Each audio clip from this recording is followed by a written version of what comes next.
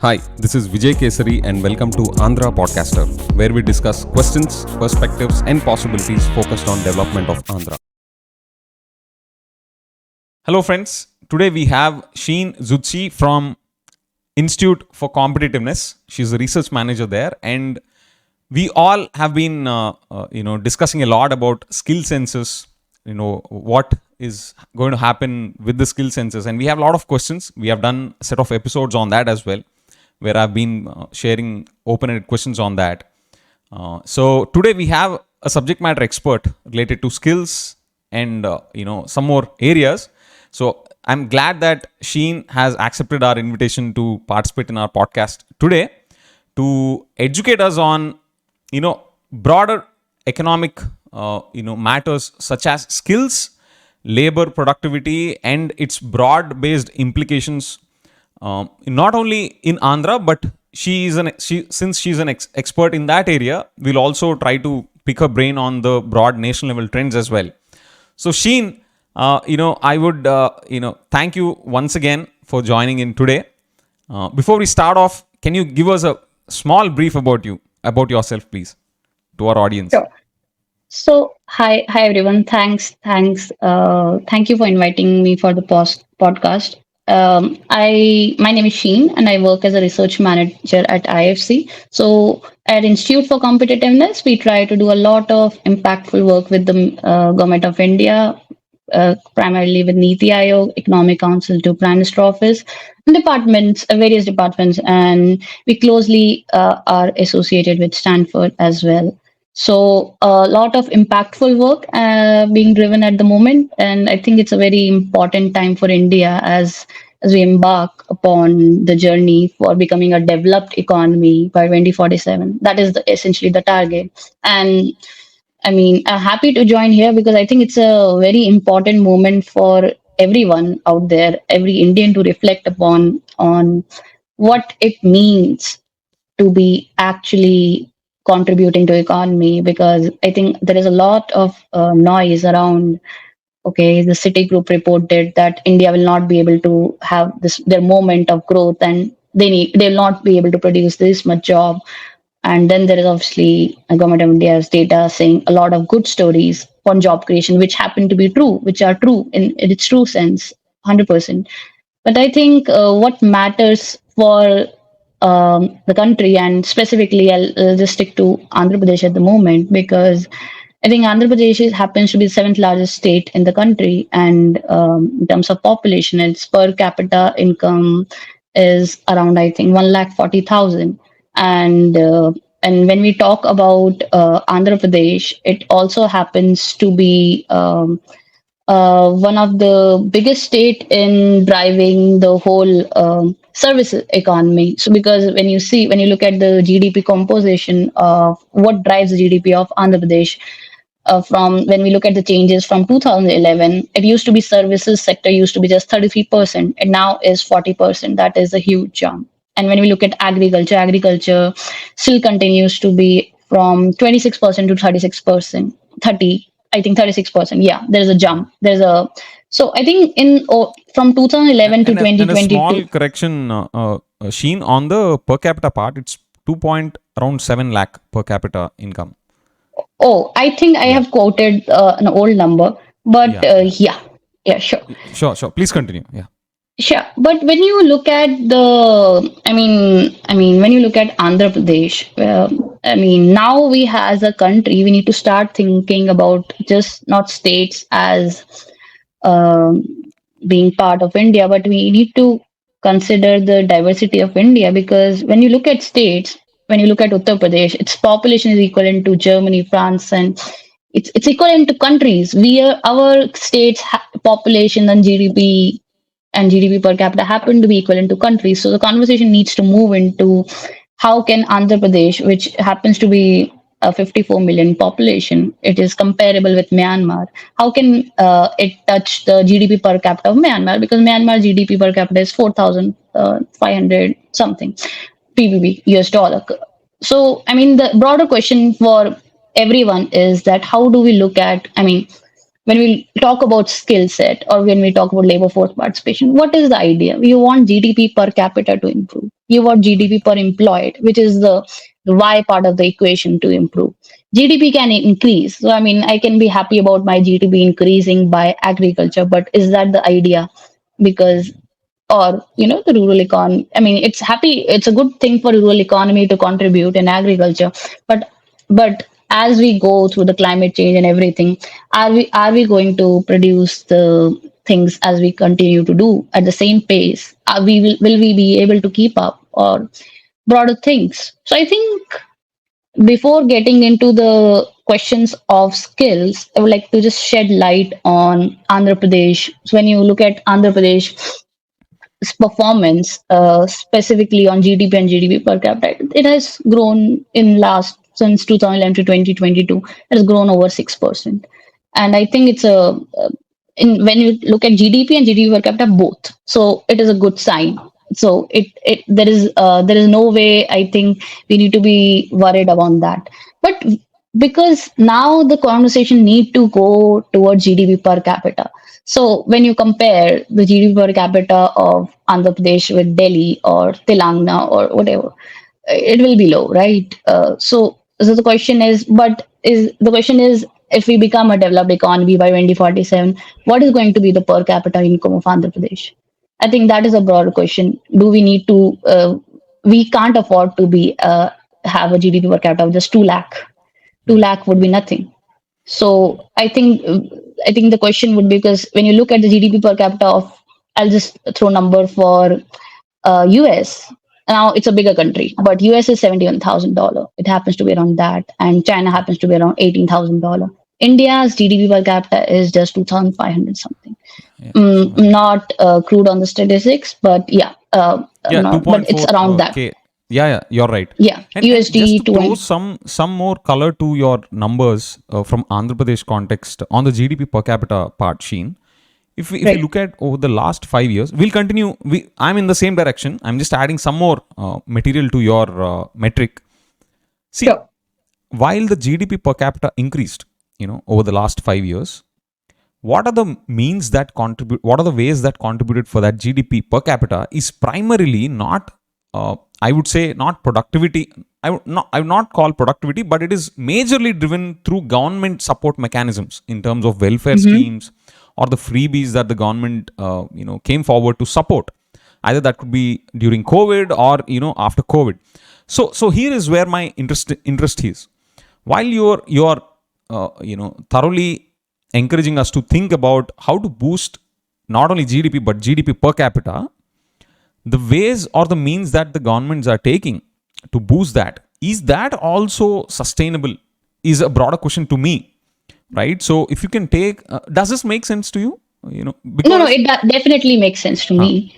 okay, I okay, mean, so the thing is that when you look at the ways, that is why I think we're going into how when you look at labor force participation rate of Andhra Pradesh, it happens to be around 66.3, I think, for rural and urban together. And when you look at the female labor force participation rate, it happens to be around 60%. yeah, So these figures are encouraging. When you look at the SDG 2030 targets, it happens to be just around 67.3. That is India's target that, okay, we want each state to have LFPR. But when you look at the labor force participation like this, you must be wondering, okay, if we are growing this high, then, because we are growing higher than the India average, then the question is why it is not reflecting in our GDP. Now, I'm not aware about what the political landscape or the government scheme of Andhra Pradesh, but I do happen to know one thing, that Andhra Pradesh is not doing well on social progress. When you look at social progress index is something that social progress imperative and Institute for Competitiveness, mm-hmm. along with social progress index happens to be a global index in which India is ranked. So India is ranked, I think, around 129 on Oh, somewhere on that. okay, And we were fortunate to, at Economic Council, the Prime Minister Office, at IFC, and Social Progress Imperative came together to do a index on assessing the social progress of Indian states and districts.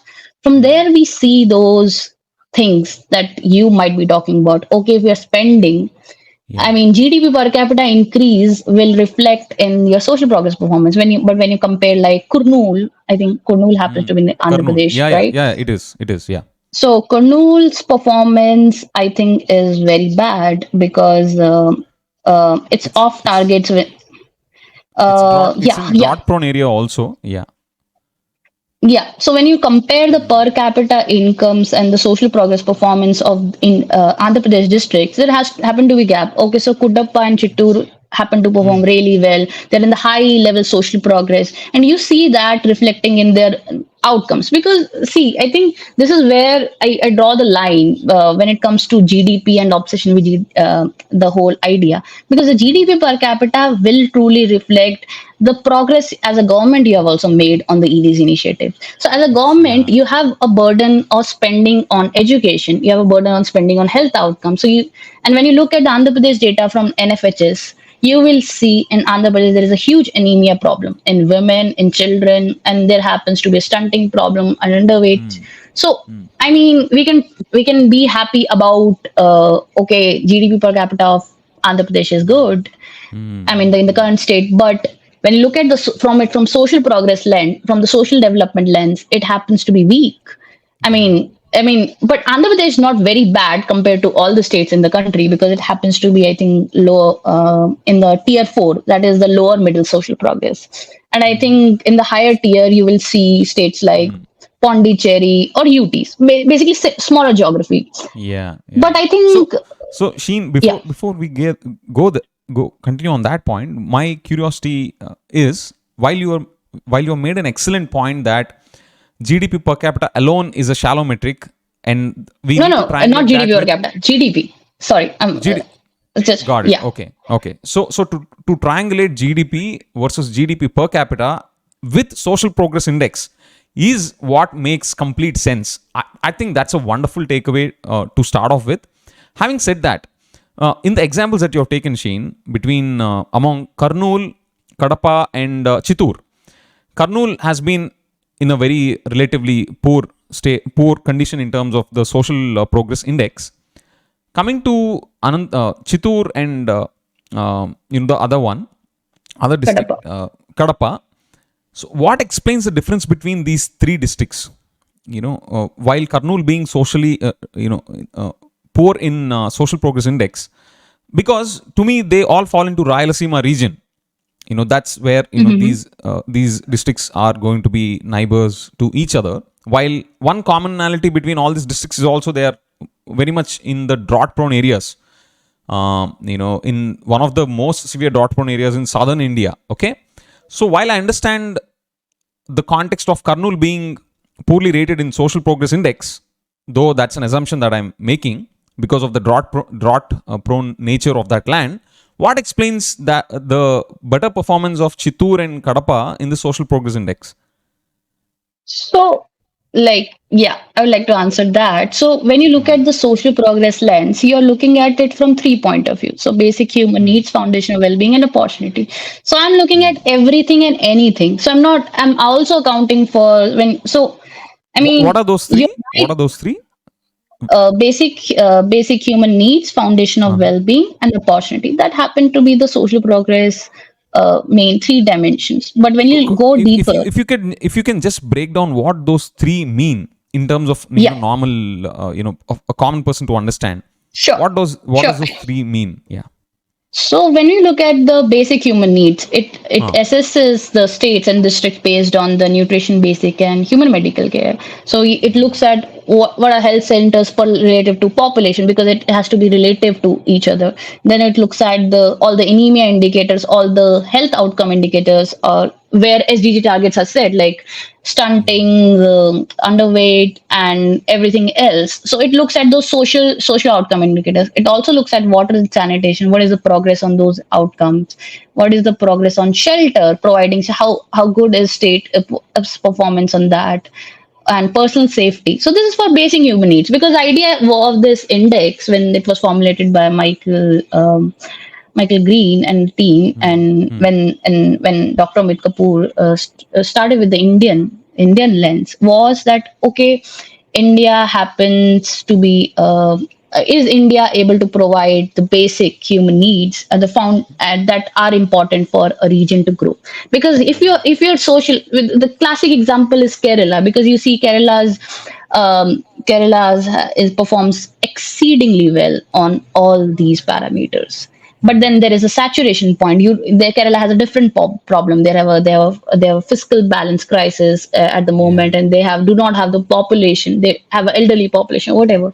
But Yeah. when you look at the coming back to these dimensions, so basic human being tell you, because not like when you look at states like the rural aspect, because that is what captures the rural aspect of the economy, right? Because somewhere like states like Bimaru states, which we used to call like Bihar and Uttar Pradesh, they made huge progress, at least in terms of reduction of these things. But when you look at the Andhra Pradesh figures for these districts and anemia, it is above 50% among women, and has not changed. And it is Okay. not changing. It is not changing. So, okay, if your state is better in performing, giving you water and sanitation facilities, but there is basic medical care, it is suffering bad.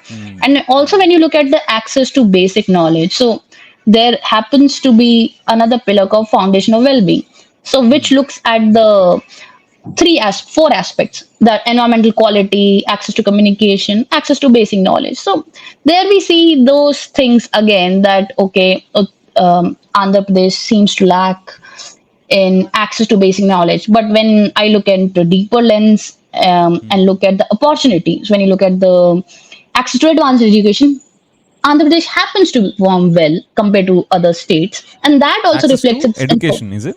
Access to access to education, sir. advanced education. So Okay. basically, higher education parameters. Okay. Hmm. Hmm. So it happens to perform really well on those parameters. So I think the reason why, I mean, I forgot the question where we started, but the So deeper I'll lens, just quickly recap. So far yeah, what we have discussed is basically, you started off looking at questioning the sanctity of GDP, not in terms, with all due respect, the shortfalls with that, and how the need for us to triangulate that with GDP per capita and the social progress index. If right. for us to become a developed nation by 2047, if we'll have to really walk the talk, this triangulation has to happen, and the role of labor force and the skills that are required is going to augment that in the subsequent conversation. That's where we are, Sheen. Correct, correct, correct, correct, Yeah. correct. So, so the larger point, I mean, coming back to Kurnool. So Kurnool, when you look at Kurnool GDP per capita, it happens to be the third largest. And it's not me; it's Andhra Pradesh data, it's statistical survey data. And I mean, that is the biggest proof that okay, it's not just the GDP per capita. I mean, so if that truly means that the GDP per capita is not reflecting in the social progress, because when you look at the GDP per capita highest, it's in the Krishna and the Vishakhapatnam district, which happen to be the powerhouse, if I may say, for Andhra Pradesh in driving growth, because that is the truly reflection of that, right? So, I mean, there could be other reasons for Vishakhapatnam and Kurnool having a higher GDP per capita. But the problem here for Kurnool happens to be, okay, you are the third largest GDP per capita. Then why it is not reflecting in your social progress? What Exactly. is wrong there? So, I mean, we do see what is wrong there from the social progress lens, but I mean, to go deeper further into, I think it's an important question to look at, that why the social outcomes of Kurnool are not delivering what it performs. So that is where the GDP and GDP per capita. So you can have a higher GDP per capita or lower GDP level per capita, but you can perform relatively well to your peer district or peer states intra district when you look at. But if you are at a higher level per capita, and if you're not able to translate your economic performance into social outcomes, that is a tragedy. That is a Exactly. problem for. Yeah. So yeah. So where do you put Andhra Pradesh in that pedestal? Translating, we have a sound per capita numbers, like I said, 2.7 lakh, roughly around that. So, having said that, and you also have a view on social progress index, where do you put Andhra Pradesh in that pedestal? You do I you rate on 0 to 10, or on a lighter note? I know your every number or grading matters a lot in the public domain, but But on a lighter note, where do you rate Andhra Pradesh there, considering these metrics in the background? I think I think Andhra Pradesh rates itself. I mean, I do not have to rate it because when you look at the Andhra Pradesh data, it shows you that Andhra Pradesh is in the lower middle social progress. So Okay. it is not at the lower contours of the social progress. It has advanced. It is So not how many doing. levels are there completely? So there are six levels, and when you look Okay. at Andhra Pradesh, it happens to be at the tier four. So Andhra Pradesh is at the tier four, and there needs to be a lot done in terms of making things better. So when you look at tier one, is a very high social progress. So some state like Puducherry would be there, and like tier two has to be high social progress. Tier three is a upper middle social progress, and tier four is lower middle social progress. Which The good states, for news for example, for us to yeah. correlate? Okay, Which so states? when Yeah. you look for which state? So for if you look at the tier one, because Huh. not a lot of states in India happen to be in tier one, it would be UTs like it would Chandigarh, Puducherry, and even Tamil Nadu. Actually, it happens to be in the tier one. But Tamil Nadu when is you in tier one with that size yeah of a state. Wow. yeah See? yeah. Good. So Hmm. yeah, but when you look at I mean, I can tell you the peers for the Andhra Pradesh. It happens to be Chhattisgarh, Gujarat, Haryana, Maharashtra. So I think when you look at these states, these are hugely populated states. It's not a very easy task for. Which I one is mean, in tier two and tier three, Sheen? Which ones are Tier in 2 just and Tier 3, I think when you look at the Tier 2 and Tier 3, it happens to be again the smaller geographies like Uttarakhand, Punjab, Arunachal Pradesh, Karnataka. Karnataka happens to be a bigger geography. But it's yeah. again like when you look at because we have to, I think, acknowledge the social outcomes or the progress on social outcomes will be always slower wherever the population is high. So now look at Yeah. the what is the task for Uttar Pradesh or Bihar or even say for Andhra Pradesh because they have huge population. So I mean, how much state can do? State has a budget and then it has to spend and it has to reflect in outcomes. And then of course, every 5 years the state governments change everywhere. So I mean, I am not. I mean, like there is a new government in Andhra Pradesh happens to, and then those conversations. So it also matters that what kind of progress matters for the state at the moment because there could be an idea of I mean government of India is trying that okay states are essentially the drivers of the progress in their own regions. We can have multiple I mean we can have multiple agencies, we can have World Bank, we can have anyone or me coming in and saying that okay this needs to be done, but it is the states that are going to drive the growth. So Absolutely. what Absolutely. matters is that what are state governments going to do on this because it's clear. I mean, lower middle social progress definitely means that you need to improve on those contours you lack. And contours you lack is essentially on basic human needs because I think that needs to change. And I mean, surely there are foundational well-being there, but to truly, I mean, this is why social progress and rise in GDP per capita need to go together. It cannot be Right. a one. It cannot be just a sprint. It's a Sure. marathon. So you need to improve both. Sure. Sure. Sheen, before we continue on, how what should a state like Andhra Pradesh do to bridge the gap between the GDP and the social progress and translate into real social outcomes from a skills perspective and beyond skills perspective as well. Before we continue on that, your interesting numbers on the tier 1, tier 2, tier 3, tier 4 states refreshed some context which I read in the past that India needs more states now. So does your data support the fact that the higher the number of states, the better would be the governance and therefore a better social outcomes? Would this hypothesis be true? I mean, I do not have an opinion on it, but when you throw it like this, I would disagree with it. I mean, I would instead, I mean, when you look at Indian states, it's hugely difficult to monitor them. And then every year there is a new district added. So I think I mean, this is why the separation of lot of states happened at the first place because the idea was okay, you cannot manage huge population like Uttar Pradesh and Uttarakhand, Jharkhand, and Bihar. So I disagree that India needs more states, but India maybe needs more districts. So if you're seeing that you're unable to monitor because that district becomes a huge problem for you. So my opinion would be, okay, then maybe bifurcate your district, bifurcate your district, make more districts, make it easy for you to administer those districts, because districts are driver of the economic growth. Districts Understood. GDP or whatever reflects in the state's GDP. So districts are what is driving your state's growth, right? So Makes so the sense. question, I think, should be that, does Andhra Pradesh need more districts? I mean, I think it has already a lot of districts, but that is for, for state governments to think that, do they think they need? Because that would purely from the point of view of administering the states better. It is not from the point of view, okay, we need to increase states that will solve the problem. I mean, that is not going to help. I think Understood. what matters is, how do you administer these districts, and do you have a goal for them? If you do not have a goal, then it's purely going to be not work. Goals such as an overarching problem statement for creating that district, whether that's meeting with this bifurcating that district or not, or something else. Yeah, I mean, like, when if I say, okay, Kurnool has a problem. I mean, I do not know much about Kurnool.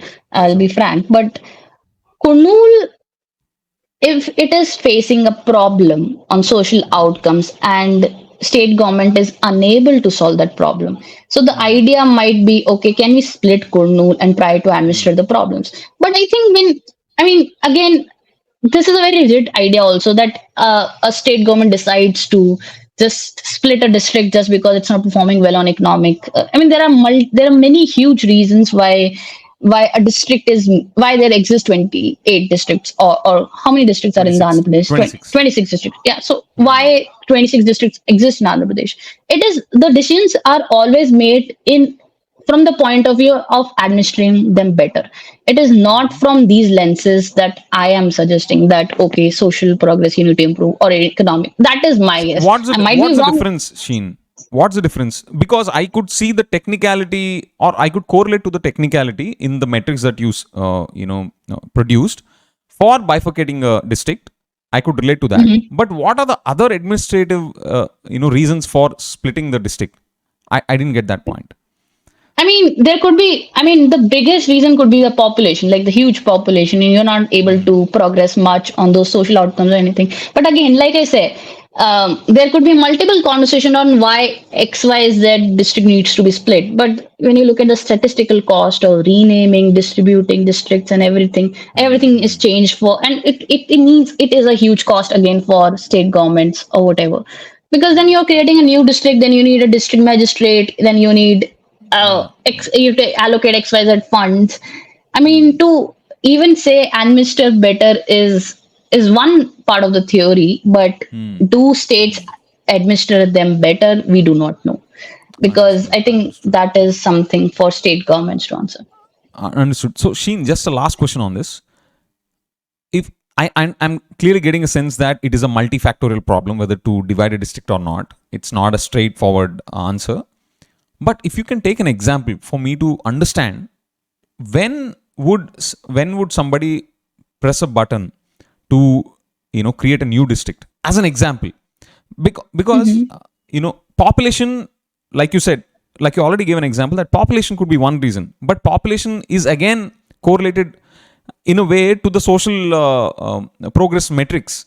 So I could still see the technicality behind that, which is not clearly coming out to me.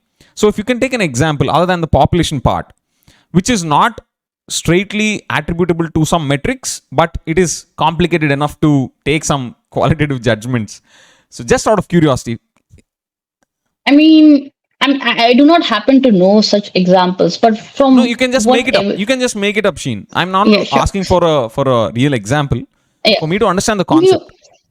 Yeah, so I think when you look at the Gautam Budh Nagar district of Uttar Pradesh, it happens to be the largest district. It has Noida and all everything. I mean, it's a huge district, but it's not been distributed further, whatever. It has not been bifurcated further. That is the reason is the interlinkages of the Gautam Budh district with the Delhi NCR region. When you look at it, it's connected with Faridabad, it is connected with Delhi and everything. So, I mean, I mean, there the linkages of the states are purely defined there already, and it would be very hard for a government there in Uttar Pradesh to take a decision to maybe bifurcate. They can; it's huge, it contributes a lot, but the interlinkages of that district with other districts uh, of India, that also matters. What So, interlinkages are you referring to, which are so complicated to handle I post mean, a division? I mean, there could be something issues related to water management. There could be issues related to land management. There could be huge. There could be any set of issues that we could talk about. I think Okay. this is something. This is why the bureaucracy and the districts and commissioners or whatever. It's for them to think. Yes. For us to understand is that okay, if this is the district, because each and every district, when you look at the Andhra Pradesh landscape. So the landscape is not driven by manufacturing, right? Because manufacturing share is happens to be very low. So manufacturing share is in fact down in like to 12.387% in 21-22. In services and agriculture and allied have seen an uptick, but manufacturing continues to be 12.87%, because I think districts are also seen as the manufacturing hub. So I'm not sure, but I'm guessing Vishakhapatnam would be a very important district from the economic Yeah. point of view, because that tells me Yeah. data tells me okay, it happens to be a very important date. And there would be a district like even Chittoor or I think to some extent Krishna as well. So these happen to be very important districts from. But are these districts manufacturing hubs in the Andhra Pradesh?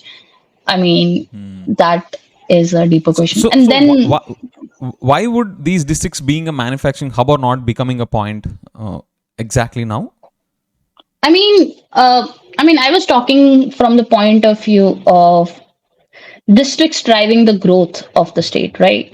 So you want to see eventually that your economy can be services driven, but and you would want ideally that your agriculture workforce to move from agriculture to other activities. So there becomes an important factor that I manufacturing, what are manufacturing, because the share is down. That is the only Yeah. bad part. That it's down from 14 or some percent to 12.87. So there is something clearly that Andhra Pradesh is not able to do for the establishing or Absolutely. enhancing manufacturing industries there. So, I mean, if I were a district collector, I would be thinking I have multiple problems. I have to think from social outcomes of Vishakhapatnam. At the same Yeah. time, I have to think about the economic growth. So, I think Right. those conversations and what bureaucracy thinks about them, I think that is a deeper So, conversation. so resuming back your previous point on bridging the gap between the economical parameters and the social outcomes, like social progress index, how do you see the skills playing a part here? Where are we in that landscape? What are the major highlights from your study, Sheen? Yeah. So, all the inputs that you see, I mean, in the on the skill level data, it is from the periodic labor force data that has been coming out from the government of India since 2017. So when we look at the data from 2017 to 2023, we see that it's mostly the 88% of the skill force or workforce is in skill one and skill two. Now, what is skill one and skill two? Skill one is very low skilled, and skill two is semi skilled. They happen. So when you define them as occupations, they are elementary occupations. So Okay. those are not high skilled And jobs. S4, S3, S4 is higher skills, is it? Yeah, higher skills. How many levels So are there like this? oh, I mean, for our analysis, we did four levels because that's Okay. based on the NCO. That's the NCO codes that is Government of Understood. India releases. So Okay. skill three and skill four, when you look at, so skill three has some uptick. When we look at Andhra Pradesh data, it has gone up by 3.43 to 3.54%. It's a good sign. Okay. And skill four did not change much, but because the workforce share did not change Can you come much. back again on that, Sheen? Can you please come So, back on that? yeah. So I'm saying that skill one and skill two share, that is, it drives the 88% of the workforce in Andhra Pradesh. Wow. So So, that is not a and great thing. That's not a great thing to begin with. And then when you look at just specifically skill 2, that is above Uh-huh. the elementary occupations, it is the 56% of the workforce is driving those. So Mm. skill 3 has seen some uptake. So there is some positives also. Skill 3 has seen uptake. Skill 4 has not changed much, even though the Mm. labor force participation rate has changed. But I think there is one thing that also needs to be highlighted for Andhra Pradesh is that when you look at the labor force participation rate, when we are looking Mm. at the skills, but when you Okay. look at the labor force participation rate from the education lens, which Mm. kind of what is driving labor force participation in Andhra Pradesh? We see, I think, um, we see it is from literate and up to primary population. The workforce is driving the, and it is not literate. The categories, I'm quoting the categories that Mm. happens to be of Oh, yeah. LFPR. This is concerning then. This is actually concerning then. Yeah, but Mm. and this has the only the good news happens to be that not there is not a lot of uptake in this share, LFPR. So the LFPR of not literate has not changed much. So your workforce happens to be in the same criteria, but there is a good Why sign is because that? when you Why look is at, that a good thing? Why is that a good thing, Sheen? I mean, yeah, that because it is a sign that you're possibly accommodating workforce from other education level. That because you see graduation, Mm. the labor force for participation rate of graduate level education Mm. is up by 1.63%. It's a huge change. So it happens to be 73.60%. That's a positive sign. So it's not like, and when, because there are two things that are important, right? Like, okay, your LFPR is rising because again, I said LFPR of Andhra Pradesh is high.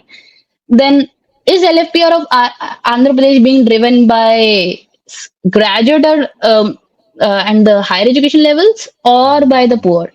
Or Mm. the lower education level. So when you see not literate people have not changed much, that means okay, Okay. things are just there. That is the Mm. case but then when you correlate it with the GDP and GDP per capita of Andhra Pradesh, Mm. again, not much has changed also in those terms because So growth is literally we are 6% everything. stagnant. Can we say that we are Yes, stagnant? yeah, we are. I mean, look at those figures. I'm sure. I mean, the good news. That is why I said the good news is that the. I mean, when you look at that is why the skill census also becomes important here. I Mm. mean, because there are In which some. way? In which way? I Sheen, mean, I'm sorry. I'm very sorry to interrupt. I just forgot connecting my charger. Just give me one sure. minute, please.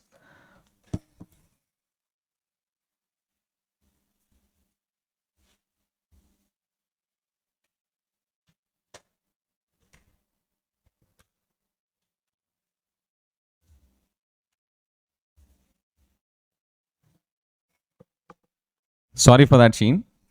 So, Not a in which problem. way skill census will start making sense now? So, I mean, so when I'm quoting these numbers, when we Mm. are saying that, okay, LFPR is high or the education level, I think the important question is that if I'm an engineer today, am I able to get the jobs in the engineering sector? Or am Mm. I settling for something lower than my education Exactly. level? Very good. Yeah. So the question of underemployment, I mean, we rarely talk about it in India in general or whatever. So PLFS data gives us insights on what is wrong and what is right on the thing. So job creation has happened in Andhra Pradesh. Job creation has Mm. clearly happened in India, and unemployment rate has gone down as well. But when you look at the deeper story, what kind of workforce is driving it? I think that is the, Mm. so many. That is why the 88. I mean, it's a dangerous figure, but it's at the same time it's something. It could be also reflective of something like, so Pradhan Mantri PMKVY skill mission that was done. So it was to just empower the skilled population in the skill two domain.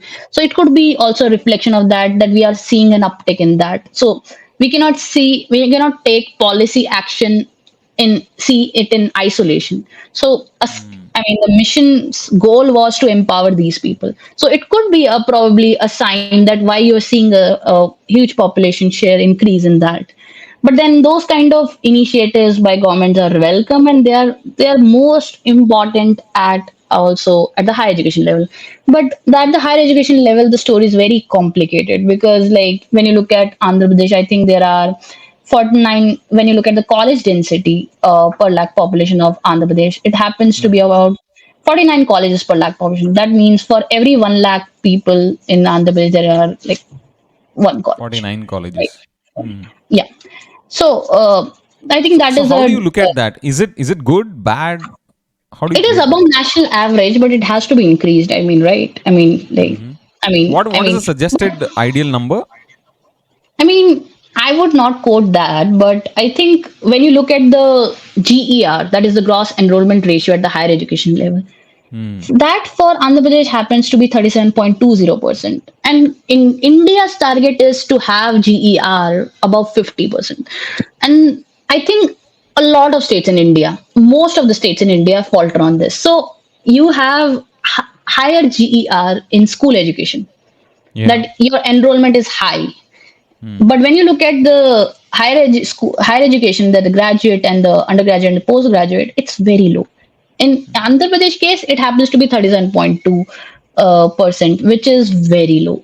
Which is very low. I mean, it's compared to states like Uttar Pradesh, Bihar, it might be nice, but Hmm. there that is a deeper question, because then I do not know the estimate for what is the bracket of population of 18 to 23 in Andhra Pradesh, but it must be around. I think it must be around. If I were to just throw a figure, it would be around 13 million at least. Because 1.3 crore. Okay. That I is 18 mean, to 23. I'm just throwing a figure. I might be incorrect on Okay. this. But like 54 million is the population. So yeah, I mean, I'm not sure about the demographic trends of Andhra Pradesh at the moment, but Hmm. the important question is when you look at the number, that is a frightening number, that is gross enrollment ratio happens to be 37.2%. That means rest of the population that is in the education, because it is related to population of children, Right. population in that domain. You're not able to get those people to even study. They're not studying Yeah. even. They're not even enrolled in those universities. So So why that do is, states falter in this area, Sheen? I Both mean, Andhra as well as other states. If you can give us insights on that.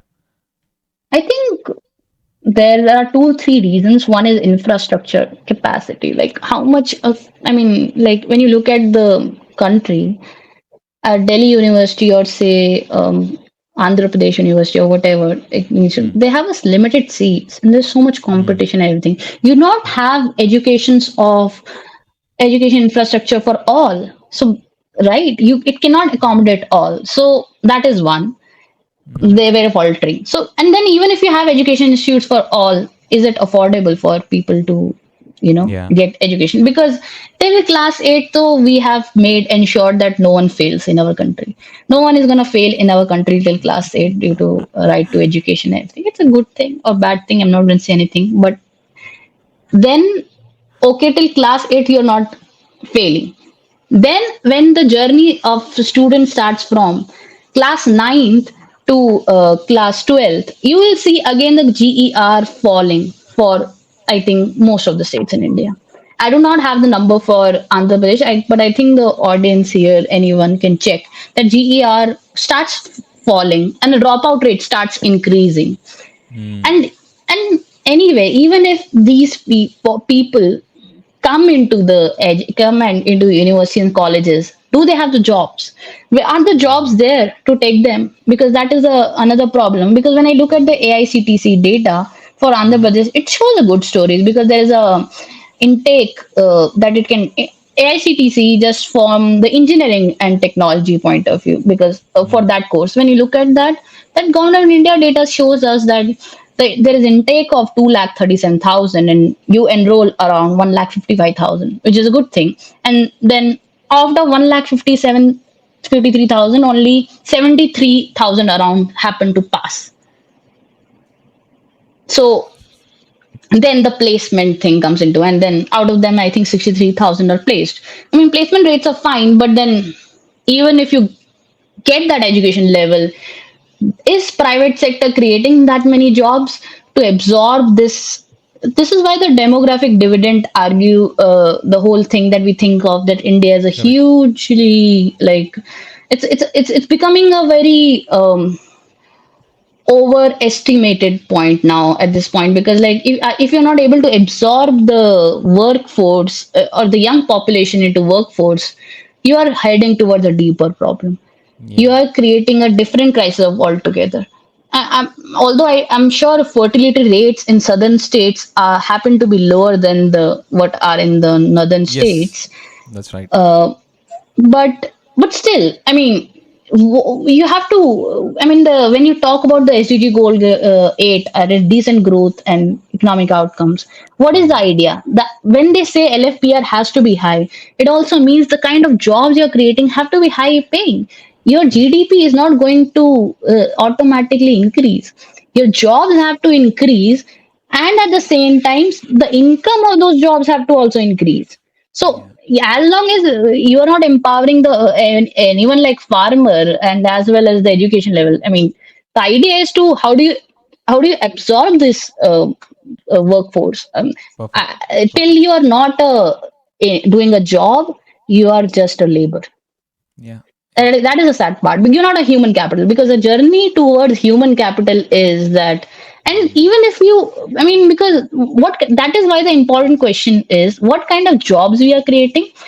And okay, even if there are jobs, and if the youngsters or the people who have education level of that sorts are not able to get those jobs, then the question is there is a mismatch in the market. So what is the demand and what are we supplying?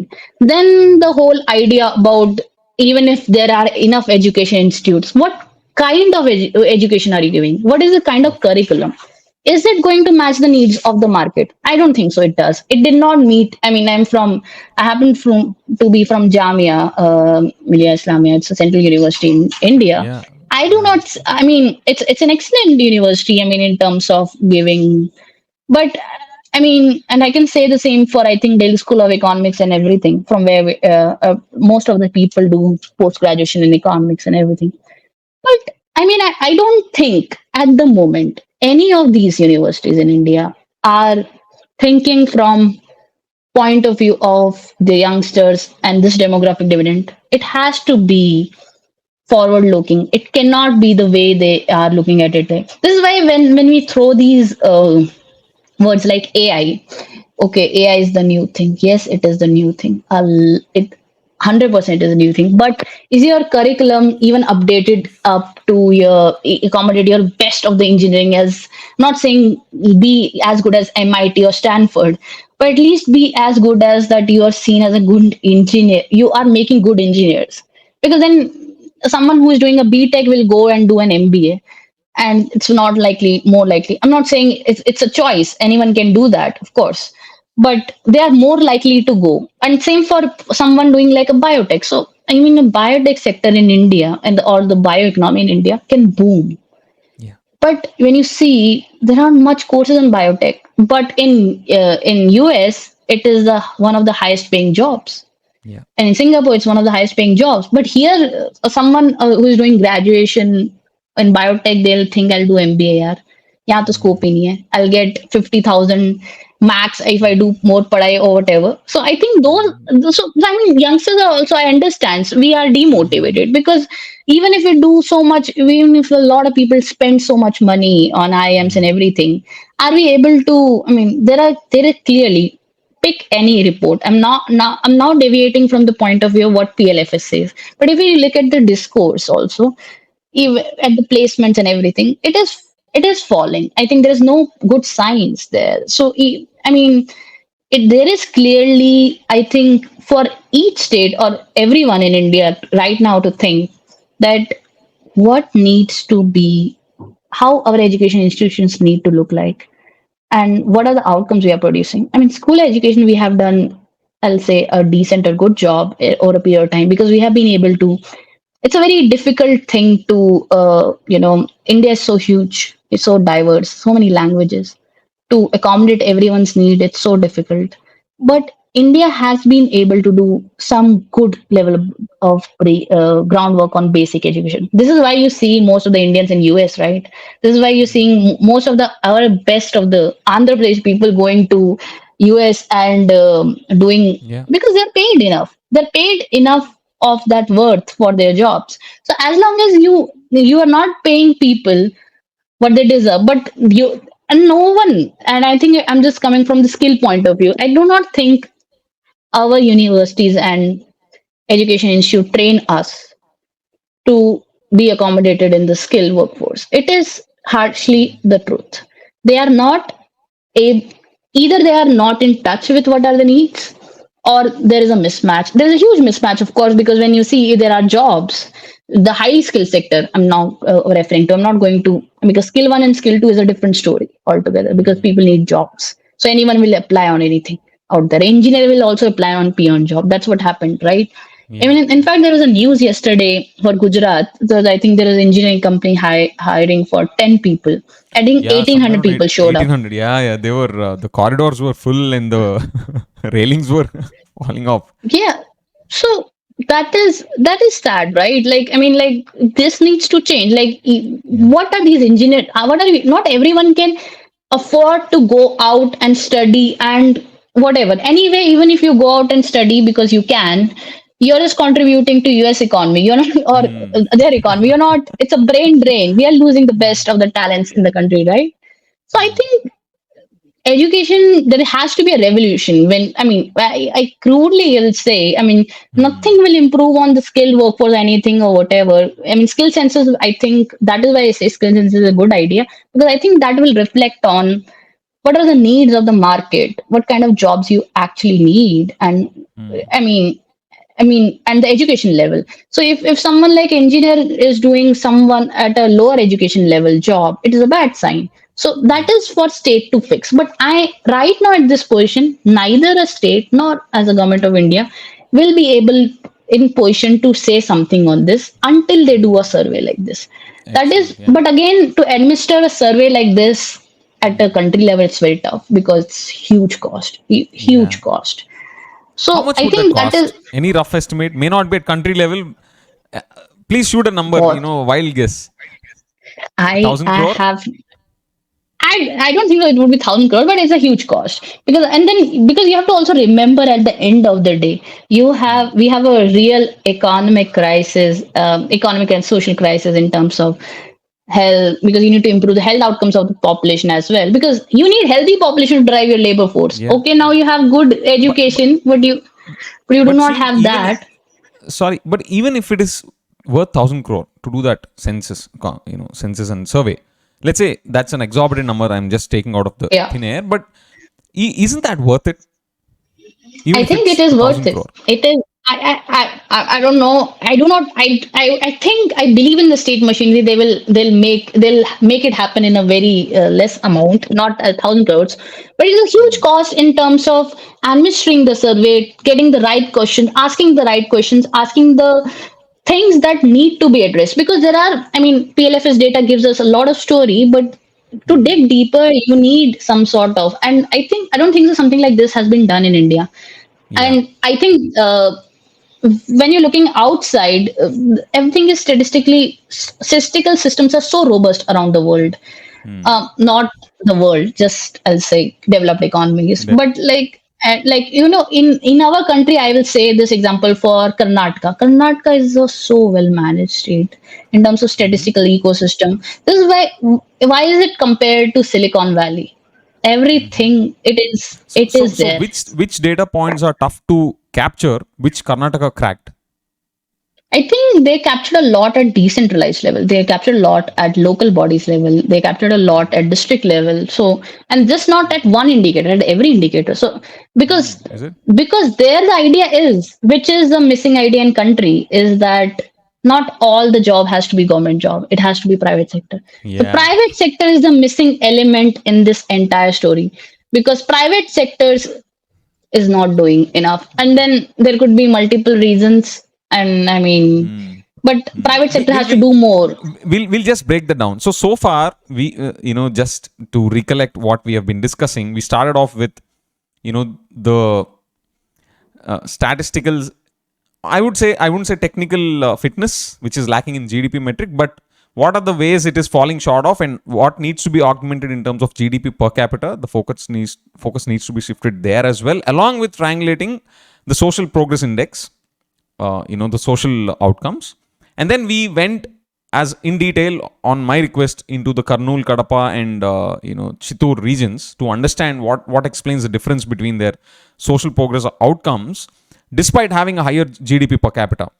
You helped me with that, and then we moved on to how to augment that gap between supporting or boosting economic parameters as well as the social outcomes, and where does skill augmentation and the labor force participation play a role.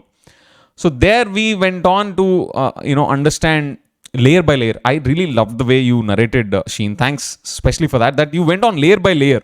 Where do states falter? You start explaining in terms of the capacity, and then the number of colleges, the curriculum, the pedagogy, even if they complete their readiness to the job market, again, how many number of jobs are there. You went wonderfully, peeling layer by layer. Thanks for doing that, Sheen. So now we are at the juncture where, skill census is important to augment this gap. And while PLFS is there, India Skill Report kind of studies are there, it is clearly a need for us to get into the depth of the regions to understand the gap, right? And a data focused strategy is definitely required. So what, to me, skill census theoretically, Sheen, means that they'll go and survey the population on what are the skill levels, what skills do they have, and what are their expectations or aspirations on one hand, and on the other hand they'll do a similar survey with probably a set of sample large enough to replicate the industry across multiple sectors, and then try to see how can they what kind of support in terms of infrastructure or technology or training or process are needed to bridge this gap. But here is my overarching concern. See, if you come and do the survey, let's say I'm the candidate, Sheen, and if you ask me, hey, what skills do you know? Let's say I say MS Office, hypothetically, or I know some, electrical fitting or something. I'm just making up. How do you test that? What? Because ultimately it boils down to that. You very well said that, what kind of questions do we ask? Along with that comes, how do you verify that skill also? If that verification is not done, the skill set is gone for a toss. Because then you will be sitting on an assumption or a wishful scenario rather than a reality, and then try to map that up. So am I going too deep, Sheen? Just help me out. But I'm sure these are my top level questions, which are major concerns when it comes to skill census. Making I sense? think no. I think it makes sense. I mean, I think when you pose it like that, of course it makes sense. But when you look at the deeper level, when we look at the surveys, how they are done, I mean, this is why surveys are not a complete answer to all the things, but they are answer to the most of the things. So let not good be the enemy of. So we can have an utopian form of skill census, but I think what the skill sense, I mean, whenever they release the questionnaire, because they will notify it, I'm sure we'll have more to say on that. But I think when the current CM is saying that there is a need for skill census, there is an acknowledgement Yes, that for something sure. is not working. Absolutely. Something is not working, and that acknowledgement is missing across a level in most of the states. So how much central government or government of India can do, and how much Ministry of Skills and Development can do, they Yeah. can't do. I mean, to go beyond, I think state governments need to. And so I think asking first the right questions, even if they do not give us the accurate picture, but like, this is why the triangulation of what is your education level, what is the skill. So how we define skill is by the again the occupation, because you can't look at it other way. There's no, it's not possible, but we can ask those additional questions, and in But surveys there what is about always a scope unemployed for. people? But what about unemployed people? How do you verify that? Because they don't have any occupation, right? So, I mean, that is why you go to unemployed people, that why you're not getting jobs, right? Because this is a very this is a very interesting discussion, because when we look at this entire thing, it's not been done in the country, right? It's a very exciting thing Sure, as sure. well. Yeah, yeah, yeah. If it works out well, because when I mean it works out well, I mean the insights out there, then it gives state government essentially the points that you and I are discussing about, Yeah. that what is essentially wrong and what we can correct. So that is where the skill census can tell the private players. It can have those discussions with private players. It can have those discussions with academic institutions, Yeah. the college and the university, that okay, this is where we falter. Abhi to we do not know the depth of the problem. Abhi to we are just saying, okay, skill two is this, then that is Correct. sounds very like, oh, everything is bad or whatever. But I think we do not know the deeper level of question. So for my concern would be, or my thing that would be that, am I able to see, because underemployment is a very important criteria that I would want to look Yes. at. I would Yes. want to look at that whether an engineer is able to get jobs in the sector they want to pursue in, or a better, so I mean, people can migrate to one sector to another for better job opportunity, but people migrating from one job, from one sector to another for a lower job opportunity is a trouble, right? If I am going Abs- from as an engineer, I go to doing MBA and end up in a MNC and doing because I get a good package or whatever. It's okay, it's fine.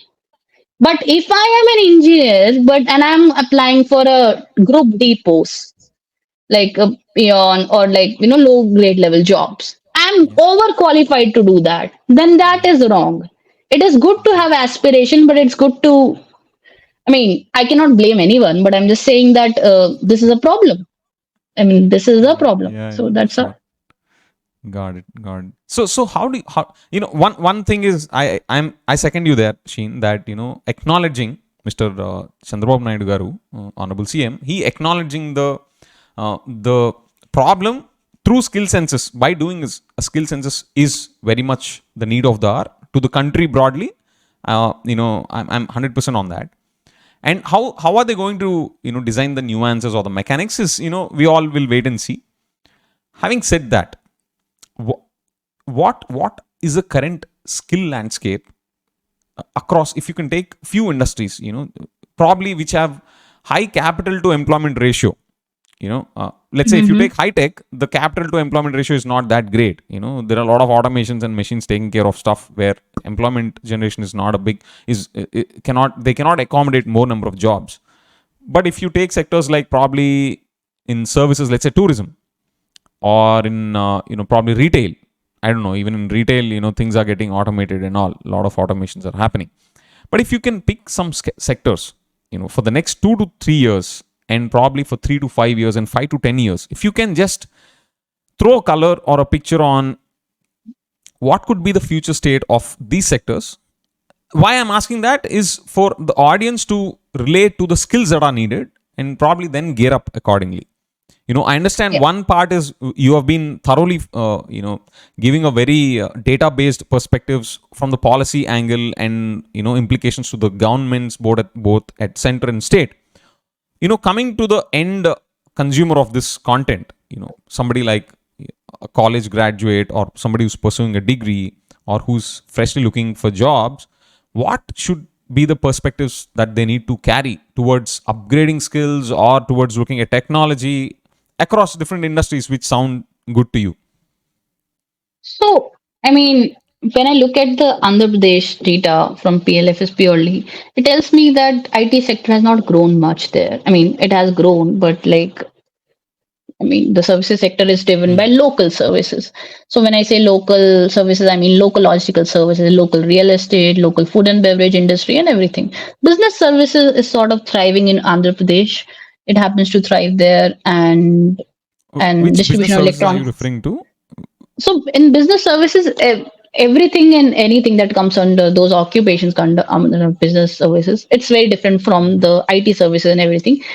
But Okay. coming back to your question, from what lens I am was saying from the data point, I don't. I will keep it very generic because I think whichever degree or whichever sector you are, whoever is pursuing this anything, I think bigger idea is what they want to do with the skill set, right?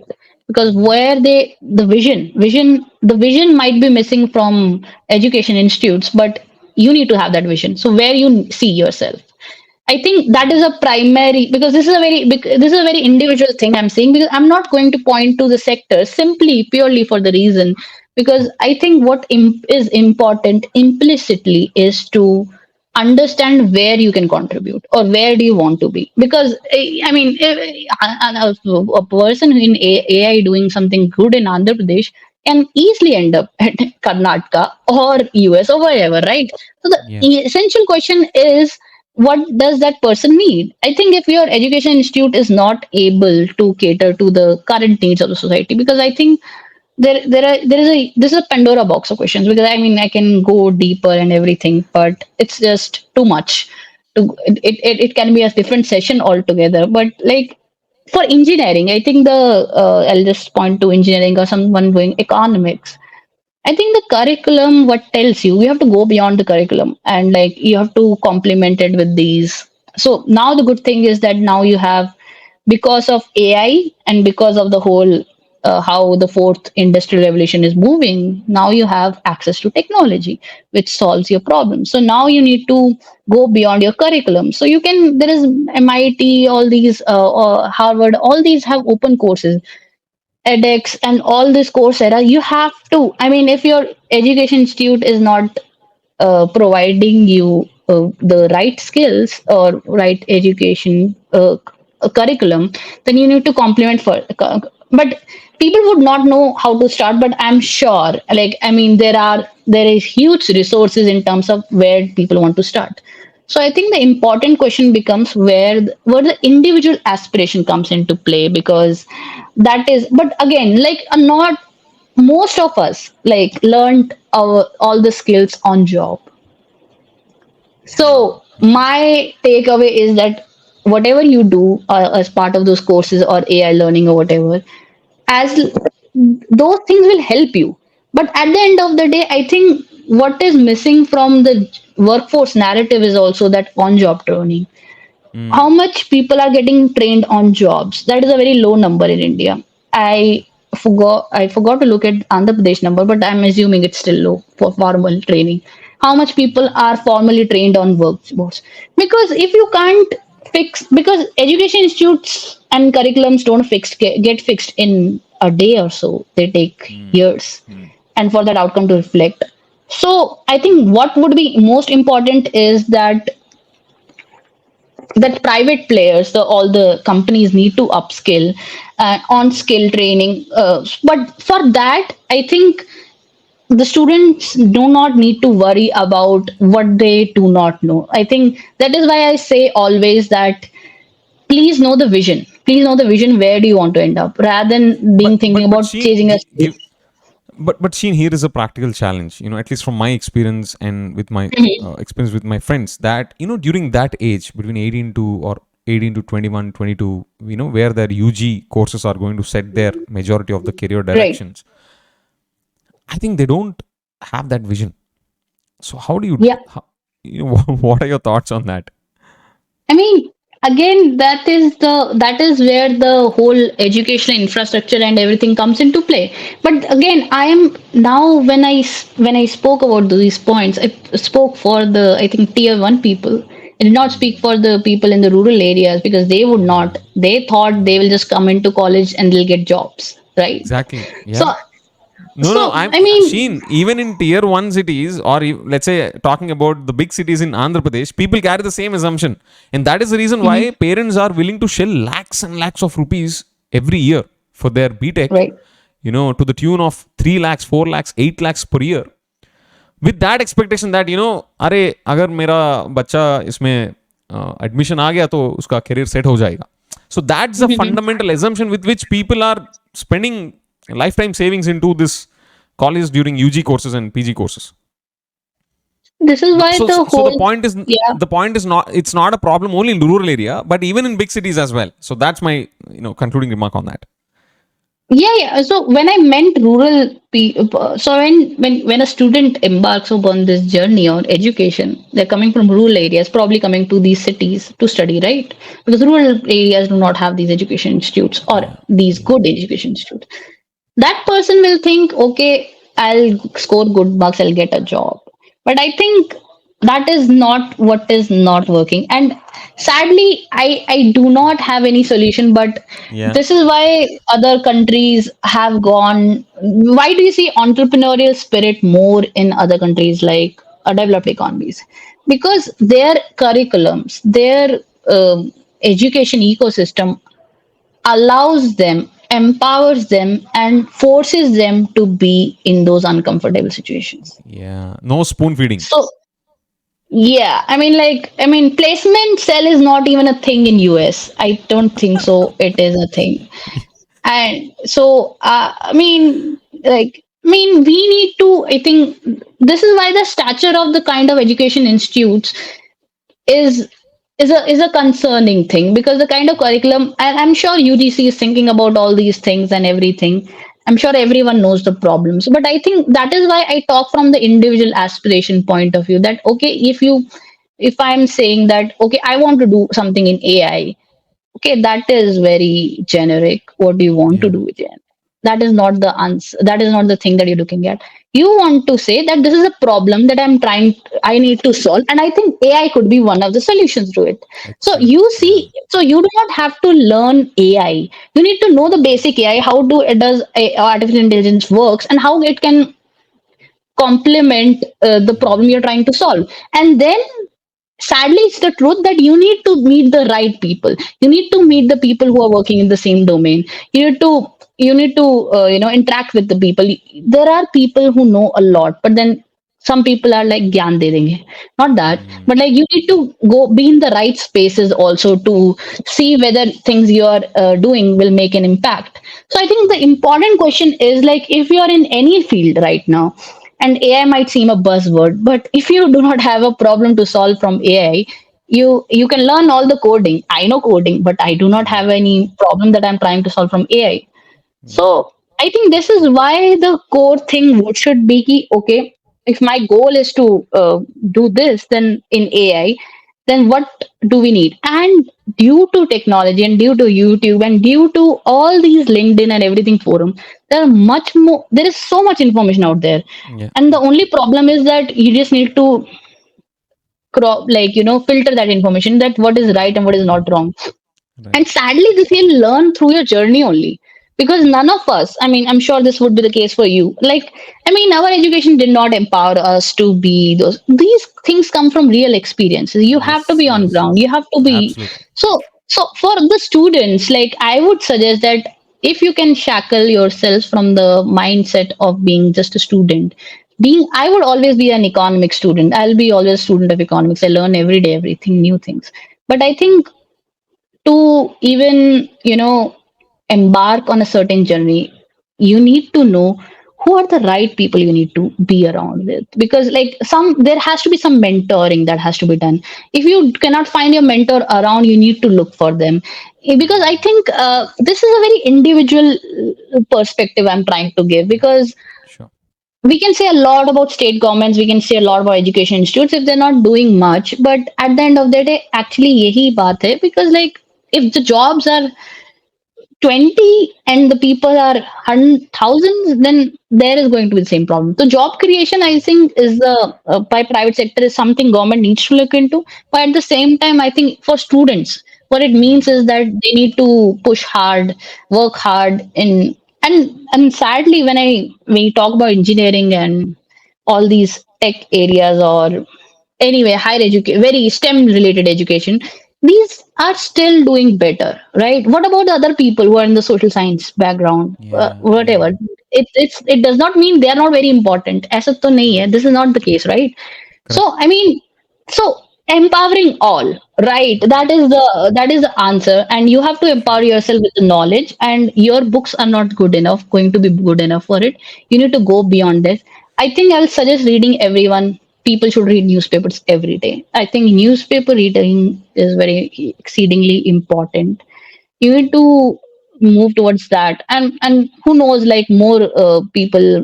You need to have some opinion on things. I think we are Yeah. just creating a generation which does not have an opinion on things. We need to move into that direction, that people have opinion on things, backed Excellent. by Yeah. claims that they can back. So I think what is most important is that you need to back yourself up. No matter where you are, you will can rise from anywhere. I think it is true for anyone who is listening out there. Do not fall under the assumption that you have to be from a fancy education institute, or do you need to be from a good school marks. What matters at the end of the day is your willingness to do things. Yeah. It is the that is going to change, because that is why you see that not all the stories come from IIM of the world. Yeah. Not all stories come from the Harvard of the world. So people need to acknowledge that education institutes are a way to navigate the job system. Of course, as a person from IIM, um, IIT, Kharagpur or whatever, these will be more preferred. But if they do not have the mindset or the skill set or the thrive or the journey that you have embarked upon, you will be benefited in the long run. They won't be. Yeah. So yeah, that's all. Awesome. Sheen, something I really loved in your insight is that you have changed the paradigm, or uh, you ask the individual to look inside, and also most importantly, don't look for a technology, AI, skill and all. Look for the problem that you want to solve, the broader vision that you want to carry, and what is a problem that you want to solve, and then augment whichever skills are needed to answer that problem. I think that's a lovely point that you have mentioned, Sheen. Thanks a lot for that, because a lot of people would be looking for a one-stop solution for all the problems in their lives, especially this career problem. But the fact of the matter is, like you said, even in my experience, that there is no ready-made answer. One has to figure out for themselves what is their purpose, and that is not going to be a straightforward answer. You need to step on some wrong attempts. You need to learn what suits you, what doesn't suit you, and then learn from that, and then refine, like you said, connect with people, seek mentorship, and then be in the right places. This is exactly the hardcore reality that you mentioned, Sheen. And not many people talk these hard, these are the realities. There's no one book or one career or one course in the world that will give you a hot shot job in the world. This is the Yeah, I hard think path. Yeah. Yeah, I think you Go ahead. Go ahead. articulated it well. I think you articulated it well, because when we were also kids, right? We were had also this idea that being in this field is whatever. Of course, STEM education is the thing, guys. I'm not taking anything away from it. STEM education is a thing, but not everyone in STEM education translates to those things. I mean, Yeah. with the whole social media boom, sometimes I think becoming a real creator is better than what I'm doing. Sometimes there is this thought. I mean, it's just a thought that comes to my mind, because look at what kind of things that people are earning from social media. Look at the things, and they're gaining attention, they're gaining followers and whatever, and everything is happening. Why? That is in itself another sort of revolution. That, but again, maybe saturation will come. Not everyone will be able to become a creator, and that is started happening effectively right now. Not everyone is going to be a successful creator. You need to have a target. Like when that is why, if you can understand how social media works, then you can also need to start put your life also in that context, because too much doing too much around will not work. Doing You need less that but focus. targeted is the yeah doing less but targeted. And I will not take anything from the education institutes currently. I think everyone is trying their best, and I'm sure the Andhra Pradesh also has the universities which have the best professors, of course, and everything. Everyone is trying their best of their current abilities, but of course there has to be the acknowledgement that this best is not the Good going to be enough. the Yeah. good enough. I mean, that is the important. I think we need to acknowledge that where do we shortfall, and that is where we rise from. Because I think we cannot wait for state governments or governments of the world or anyone to come and fix our lives. I think, but it is again, I come say it from a very what is the word for it, like, because I'm in a tier level city, and I'm coming from a very this point of view that, oh, I need to go beyond. There are people who cannot have this thinking simply from the education backgrounds they've seen, their social backgrounds, or they belong to minority groups or whatever.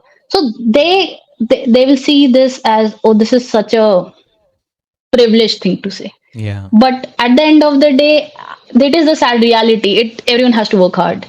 And I mean, they when they enter into ecosystem, they think they will get those things, but it does not work like that. So I think that is why the main takeaway is that everyone needs to shackle their minds, and from thought process of what everyone is doing, they need to see if someone wants to intends to be in India. I think in India, entrepreneurship can just breathe and grow more if people are just trying to solve the right things. If Yeah. people are concerned with the thing, rather than saying that meko startup karna hai, rather than being like that. Yeah. Excellent, excellent. Sheen, I really appreciate you, the way you have built your entire narrative, starting from the macros of the Indian economy all the way to how to triangulate the broader metrics, both from economic parameters as well as the social outcomes, and then throwing whatever information or the data that you have related to Andhra, and showing us, explaining the different skill levels that you used to grade, and the potential implications for central government as well as state government, and the need for state governments to be more data centric, especially when it comes to bridging the skill gap, and the way we both appreciate the current Chief Minister of Andhra Pradesh initiative on skill census. Of course, there are some unknowns. We'll wait for that for time to address in terms of how they are going to do. What are the practicalities and what are the challenges and all. But definitely, it's a good start. I would really appreciate even that initiative as well as you as a subject matter expert. And I would not call you a researcher anymore, Sheen. I'm taking the liberty to call you as a passionate researcher because, like you said, people need to have an opinion, not just throwing out numbers or dry facts or data around it. They need to also have an opinion. In the way, I really appreciate the way you encouraged the listeners also to carry, or the broader education landscape to carry opinions. So that is where the crystallization of education, learning, knowledge, and even personality also comes up to the mainstream play. Having an opinion, I really love the way you, and finally we conversed into the key takeaways for the 18 to 25 years age group, in terms of what should they be looking at in terms of skills. Should they be talking about AI technology? No, that's not the reality. Something else. And you have really contributed a lot today, Sheen. And thank you so much. And how did you feel? What's your take on this podcast? What are your I concluding mean, thoughts, Sheen? I I think we should have these kind of podcasts for all the states. I think that is what my opinion is, because I think uh, due to YouTube and everything, when you look at the whole narrative, I think there is a lot going around. The narratives are very absent from the data perspective. The narratives are very absent from what youth needs. So the narratives need to be driven from what the future generation needs, like, right? Because Yeah. we I think our the older generations had the liberty to be in a better ecological ecosystem, better environment, better housing prices, no, not much inflations. They were happy with things. But what is, I mean, the challenge of youth and the problems they face, I think they are huge, and they're huge when you go deeper and deeper and you navigate from states to state. Because the problem that, like I said, Andhra Pradesh has a problem, but that is an issue that is an encompassing issue in all the states of India. But that the issue is not deeper when you look at something like Kerala, or look at northeastern states, which do not unfortunately have the population even working in those things. And I mean, they have their own challenges, geographical constraints, or whatever. So India is huge. India is diverse. I think we need these kind of platforms, and we need people, and we need representation from the young generations to come show up and tell us, especially from the rural areas. I will be happy with too, because because the thing is that the perspectives need to be not urban elite driven. I Yeah. think rural population is the key driver to solving. And rural economy is the one that is driving India's labor force participation. Let me be very clear about that. Let everyone be clear on that. So please, the urban elite is everyone who is listening. Yes, you are contributing, but it's the rural economy that matters. And please do not disrespect them. I think we, as a country, we do a lot of disservice to the rural economy because we do not know what level of contribution it does, and what level of contribution does not even get counted for. So rural economy is very important, and I think it is very important for state governments to look at also at it, because if you empower the rural people population, you will empower entire India, and you will empower because everyone. I do not know what is the rural population share in Andhra Pradesh, but essentially every region in Andhra Pradesh should be developed and have the ecosystem to for everyone to thrive. We do not need the Bangalore's or the Silicon Valleys of the world. We need to develop everyone. We need to uplift everyone together. So Sure. that's all. Definitely, definitely. That's a very good concluding remark, Sheen, in terms of making the development more inclusive of rural population as well, because the way they are contributing to the different industries, even in the labor force participation. Yeah, it's a significant one. That's a good note to conclude on that, Sheen. So Sheen, I look forward to do these kind of episodes with you, and I would want to pick your brain on different economics related matters in the coming days as well. I seriously Oh, look forward to that. and I would be happy to do that. Surely. I look forward to in future. Definitely. Sure, sure. Thank you so much, Sheen, and thanks for making this a data loaded as well as supported with both macro as well as micro level perspectives. Thanks for that. It's just opinions are shallow, but bringing data to Right. that and recommendations backed up with data is what makes absolute sense. Thanks for doing that. Special thanks for that. Not a problem. So, like for anyone who is doing just a last note, anyone who is studying economics or anyone who wants to understand the career prospects in economics and what are the current dynamics, they're very happy to. You can shoot me a DM on LinkedIn, and I will be happy to help anyone who need that, because I think what that is my domain. That is where I can help or guide someone who, if someone needs the direction. But so yeah, that's that.